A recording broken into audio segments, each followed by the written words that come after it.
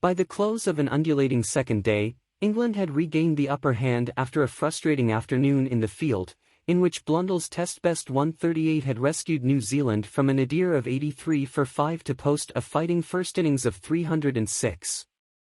Ironically, given that England themselves had declared with 1 wicket still standing, much of that rescue act revolved around Blundell's 10th wicket stand with the debutant Blair Tickner, who not only stayed long enough to see his teammate to his 4th Test century, but remained 3 not out from 24 balls in a partnership of 59. A contribution that evoked Jack Leach's hand in Ben Stokes' Headingley heroics in 2019. It could have been the basis for a similar turnaround in this match too, given how New Zealand had fared in their own late-night session on day 1. But England, to their credit, came through an hour-long examination under the floodlights in some style, reaching 79 for 2 in 16 overs before the close, thanks to a pair of breezy 20-somethings from Zach Crawley and Ben Duckett. Though neither could go on, nor did they depart without taking some lumps out of New Zealand's fallow attack with 10 counterpunching fours between them.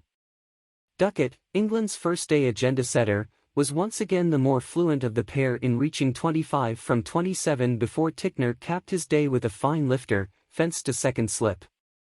At the other end, the under-pressure Crawley battled through another torrid examination from Tim Southee to crack 6 boundaries in the space of 17 balls.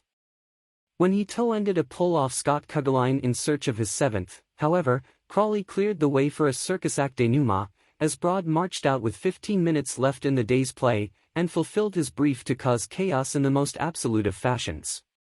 A second ball slog sailed high in the air, only to plop inches from the crease as neither Kuggeleijn nor Blundell committed to the catch, and there was time for 4 leg-side byes, a crashed 4 over the covers, and a 10-minute delay for a conveniently damaged helmet, before the stumps were finally pulled. That late aberration, however, could hardly detract from the main man of the day. Blundell had been a thorn in England's side throughout last summer's tour, with 383 runs at 76.60 in the 3 tests, including his previous Test century at Trent Bridge, when he had joined Daryl Mitchell in a 236-run stand, en route to New Zealand's hefty 553. Such riches could hardly have been further from his thoughts today, however, and when Blundell began his innings at a ropey 83 for 5, it was Mitchell whom he passed on the way out of the pavilion, after he had padded up to Ollie Robinson to be pinned LBW for a duck. At the outset of his innings, however, Blundell exuded calm. His first scoring stroke was a dabbed late cut for 4 off Leach that would prove to a signature of his early efforts, as he waited consistently for the ball to arrive under his eyes and picked it off accordingly. While he and the equally steadfast Devon Conway were adding 75 for the 6th wicket either side of tee, New Zealand's ambitions of parity began to be revived. All that changed, however, when Conway succumbed to a sucker punch after the interval. Though he had remained unperturbed with wickets falling around him on the first evening, Conway's desire to feel bad on ball was palpable, not least in his volley of 3 fours off Broad in the day's first over. So straight after the interval, Stokes bought himself out of mothballs for a 5-over burst of short balls. The tactic hit pay dirt in his 3rd over of the afternoon. After 2 no-balls had inadvertently extended the examination, Stokes' 8th delivery rose sharply outside Conway's eye line, and instead of climbing into a cut shot, he attempted to paddle it over square leg. Ollie Pope was on hand to pocket a looping chance, and at 158 for 6, England had the opening they'd been striving for. That became 182 for 7 5 overs later, when Leach was the beneficiary of an extended break in play after Michael Bracewell had been hit flush on the helmet by another Stokes short ball. 3 balls after the resumption, Bracewell rushed into a launch through the line, but could only scuff his stroke tamely to mid-on where Stokes was once again in the action. But that dismissal, too, was the signal for New Zealand to ditch their circumspection. The catalyst for the change of approach was the debutant Kuggeleijn, who dismissed both his nerves and many of England's close fielders with a huge slog swept 6 onto the grass banks off Leach. On his watch, Blundell moved through to a 96-ball half-century, then upped his own tempo too, with a lash through mid-on off Leach, moments after a bonus 4 overthrows as a shy from the covers flew wide of the keeper. With dinner approaching, Cuggleline was bowled for 20 by a superb in-swinger from Robinson, who then picked off the dangerous Southee soon afterwards, courtesy of a fine leaping catch from Duckett at backward square. But at 247 for 9, Blundell took full command of the situation.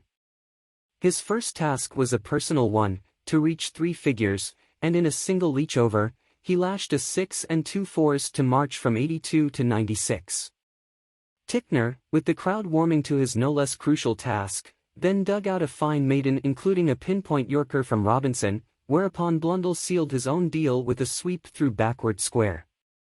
Everything that came thereafter was a bonus, and it was beyond anything that New Zealand could have hoped for.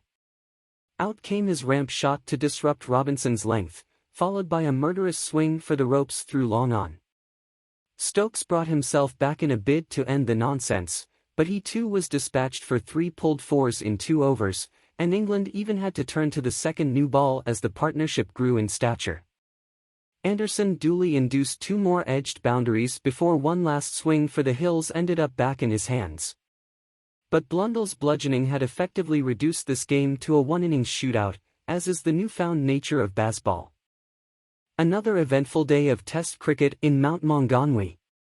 New Zealand were in a spot of bother in the morning session when they were reduced to 83 to 5. That's when Tom Blundell arrived and he played a memorable knock. He stitched a valuable 50 stand with Conway, who was looking in great touch. The latter's innings was ended by Captain Stokes, who resorted to the short ball tactic. England would have eyed a healthy first innings lead when NZ were 182 to 7, but Blundell was involved in 2 more half-century partnerships, first with Cuggleline and then with Tickner for the final wicket. The New Zealand wicket-keeper batter notched up his 4th Test ton and ensured that his team came close to England's total. Just like yesterday, the new pink ball was in action under the lights. England's openers, unsurprisingly, batted positively for a half-ton opening partnership. Southee was the one who consistently bowled in the right channels but wasn't lucky to get any wickets. The 2 debutants accounted for the 2 England openers, and the game is nicely poised. The visitors will probably be the happier side at this moment. Expect them to come out all guns blazing. This game keeps moving on. Nighthawk japes aside, England wrested some control back during that final hour, as the expected pink ball pandemonium didn't quite ensue. The lead is approaching 3 figures, with plenty of batting to come in the more placid afternoon conditions, and we know that they won't be hanging around.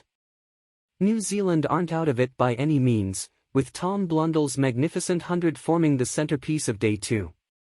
They'll be hoping to trigger a baseball implosion when we resume tomorrow, and to be honest, stranger things have happened.